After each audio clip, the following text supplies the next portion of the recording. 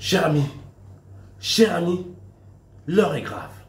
L'heure est grave au sein du football camerounais et surtout pas banal.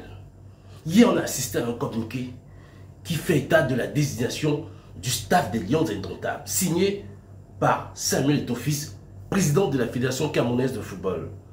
Je ne veux pas revenir en détail sur ce communiqué parce qu'on l'a tous lu sur les réseaux sociaux, mais il y a des passages qui parlent, des passages qui en disent long sur ce que essaye de dire relativement Samuel Eto'o.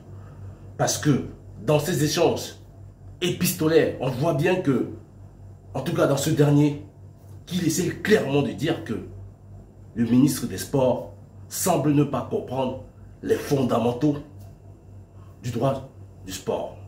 En tout cas, c'est en apparence comme cela que Samuel Eto'o présente la chose. Il présente de manière caricaturale le professeur Kombi Molet comme étant un imposteur. Un imposteur. Il y a de la caricature dans mon analyse. Il y a de la caricature peut-être dans mes propos. Mais on n'en est fondamentalement pas très loin. Et avec cette posture de la Fédération camerounaise de football, on se rend bien compte que on était dans une sorte de combat de boxe où Samuel Eto'o semble avoir gagné au point. Je m'explique. Nous sommes à relativement 3 semaines, oui, 3 semaines plus ou moins, d'une rencontre internationale qui se déroulera bientôt. Et dans quelques jours, le sélectionneur officiel, Marc Brice, dévoilera sa liste. Il me semble que le ministère des Sports ne prendra pas sur sa responsabilité de continuer cette guéguerre avec la Fédération camerounaise de football. Pourquoi? Parce que Samuel Eto'o a eu cette malice, bien qu'il a modifié 70% de la liste proposée par Kombi Molet, de laisser à sa tête Marc Brice et ses adjoints les plus proches.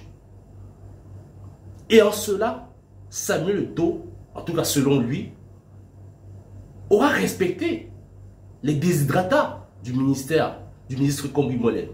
Il faut se rappeler que même si on présente la chose ainsi, ce n'est pas en réalité un combat entre Samuel Eto'o et Kombi Molet. Mais non, Kombi Molet n'est que l'intermédiaire direct de ces échanges épistolaires, de cette tension au sein du football camerounais. La véritable personne concernée n'est en réalité que celui qui ordonne les hautes instructions. Donc, Ferdinand Ngongo. En réalité, le véritable combat est entre Samuel Eto'o et Ferdinand Ngongo. C'est ça que l'opinion n'est peut-être pas en train de comprendre. Ce n'est pas un combat simplement de football, comme certains ont tendance à croire. Mais c'est un combat en réalité d'un positionnement. Samuel Eto'o est aujourd'hui véritablement en train de se positionner. Il se sert, comme j'ai eu à le dire plus d'une fois, du football, à tort ou à raison, pour pouvoir aujourd'hui obtenir ce rayonnement qui, d'une moindre mesure, est quand même le sien. Parce que, souvenons-nous qu'il est sorti d'une cadre qui était pas loin de la déception, qui n'était sans doute pas le désastre, mais qui était une véritable déception pour les Camerounais. Mais on se rend compte que nos dirigeants, parce qu'ils ont la rancune tenace, parce qu'ils avaient envie d'en découdre avec lui, ont pris sur eux de précipiter sa chute en désignant Marc Brice, en faisant des nominations autour de Marc Brice et le staff des Lions Indomptables, sans prendre en compte le rôle que devrait avoir la fédération au sein de concernant cette démarche. Voilà ma foi que tout cela retombe de manière assez, je dirais pas chaotique, de manière assez laconique plutôt, puisqu'on constate que aujourd'hui Samuel Eto'o qui était mal barré pendant la CAN, l'opinion a carrément oublié cela, parce que pendant plusieurs semaines on a essayé de précipiter sa chute et il a su revenir step by step jusqu'au devant de la scène. Moi je fais partie de ceux qui pensent que Samuel Eto'o a remporté la bataille au point. Il a remporté cette bataille. Parce que si le professeur Kombi Mwele, qui a été ridiculisé dans les échanges que Samuel Eto'o a produit hier, notamment le communiqué, Samuel Eto'o, en gros, et je le dis tout à l'heure, a démontré clairement, selon lui, que Kombi Mwele, en termes de droit, c'est un imposteur. Puisqu'il le dit sur un passage où il mentionne, alors, je n'ai pas exactement les mots, il précise en gros que Kombi Mwele semble ne pas comprendre ce que ses collaborateurs auraient déjà mentionné. Lorsqu'on en arrive à ce genre de précision dans un communiqué à son ministère, à son ministre de tutelle, ma foi, qui est présenté comme un éminent juriste, ce qu'on est simplement en train de faire savoir à l'opinion que il n'a uniquement que la compétence, de sa propre compétence. C'est sur ce genre de positionnement, de posture que Samuel Eto'o s'est inscrit lors de ce communiqué, sur ce communiqué en tout cas. Et autre chose qu'il est important de préciser, c'est que Samuel Eto'o a été subtil. Oui, il faut le reconnaître. Il a été subtil, il a été malin. Parce que dans la liste de ce staff qui a été nommé, qu'il a modifié, il y avait des joueurs comme Barlock, il y avait des membres comme Barlock avec qui il ne s'entendait pas, etc. Plus d'un d'ailleurs. Il a décidé, ça peut se justifier, ça peut se comprendre, ça a tout son sens, qu'il ne voudrait pas de collaboration avec la majorité d'entre eux. Il y a pratiquement 9 personnes qu'il a modifiées sur la nouvelle liste du staff des Lions qu'il a proposé. D'ailleurs, la FIFA a confirmé enfin que Marc Brice est officiellement le sélectionneur de Lyon suite au compte rendu que la FECAFOOT a adressé à la FIFA. C'est pour rappeler ô combien le poids de Samuel Eto'o en sa qualité de président de la Fédération camerounaise de football. Donc il s'est débarrassé de ces personnes qu'il n'avait pas envie d'avoir auprès de lui, qu'il n'avait pas envie d'avoir autour de lui, dans le cadre de ce qu'il appelle la restructuration du football camerounais.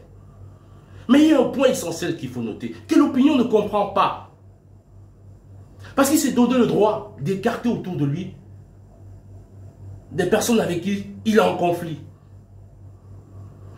Prenons le cas simple de la nomination de Carlos Kameni, qui est désormais considéré comme l'entraîneur des gardiens en sélection nationale.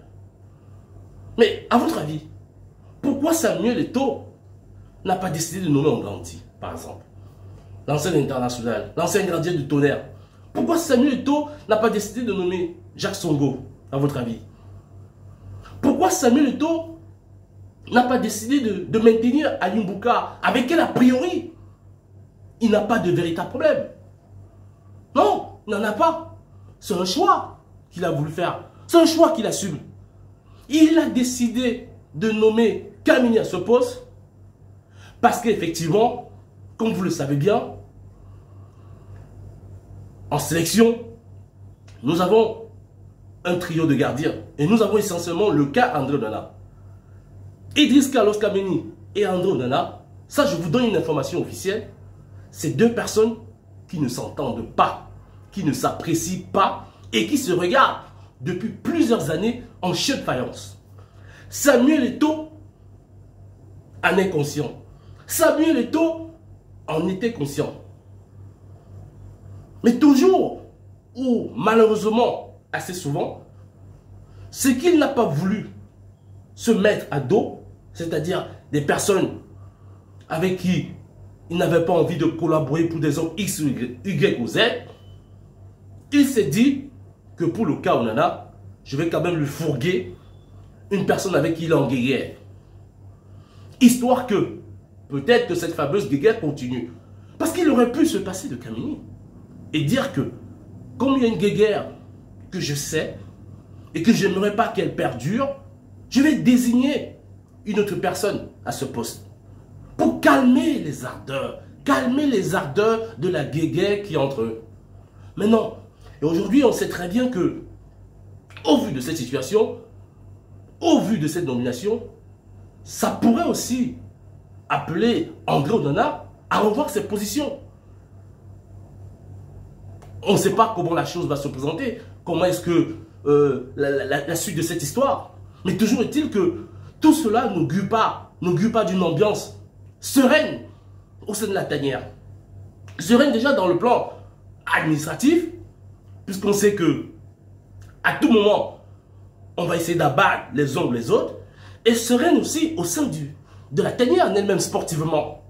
Quand on a des cas comme cela, André Onana, Idriss Kabini, qui ne s'apprécient pas, qui ne se parlent pas, qui ne communiquent pas ensemble, malgré la sortie de Kabini, où il a fait état du fait que, effectivement, c'est un garçon qui a beaucoup de potentiel, on le sait tous. Donc, le football camerounais, malheureusement, se retrouve encore dans une particularité qu'elle seule maîtrise. Mais on espère néanmoins que tout cela trouvera une fin heureuse. Allez, à très bientôt, mes chers amis internautes.